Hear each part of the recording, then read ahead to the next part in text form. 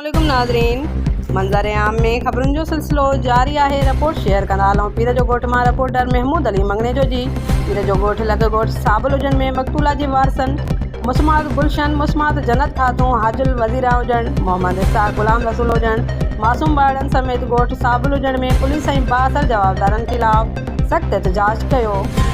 उन मौक़े ते उर्दू सिंधी मीडिया ग्रुप सां ॻाल्हाईंदे चयो त टंडो मस्ती पुलिस जो अजीब कारनामो आहे जेका जवाबदार बहावल, अब्दुल रहमान, सजाद हुजनि ऐं ॿियनि खे गिरफ़्तार करण बजाए असां मथां रोज़ कहरी कार्रवायूं करे असांजा घर वीरान करे छॾिया अथऊं। हिननि चयो त क़तल बि असांजो थिए ऐं घर बि असांजा तबाह कया था वञनि। 62 जवाबदारनि ऐं ॿियनि जी चुर्च ते पुलिस शाहिद गुलाम रसूल हुजनि, फरियादी मोहम्मद इसाक हुजनि, कोर्ट में मुक़रर हाज़िरीअ खां हिकु ॾींहुं अॻु घर मां खणी गुम करे छॾींदा आहिनि त जीअं हू हाज़िरीअ ते न वञनि ऐं केस कमज़ोर थी सघनि।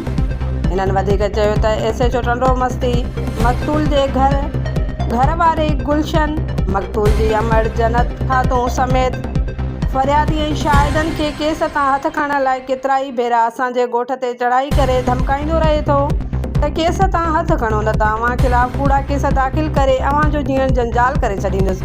मुज़ाहिरीन IG Sindh, DIG Sukkur, SSP Khairpur ऐं ॿियनि खां वस वारनि इदारनि खां मुतालबो कयो त ज़ालिम SHO टंडो मस्तीअ जे DM बौज़ार खे हटाए ईमानदार ऑफिसर मुक़ररु करे जवाबदारनि खे गिरफ़्तार कराए असां सां इंसाफ़ कयो वञे।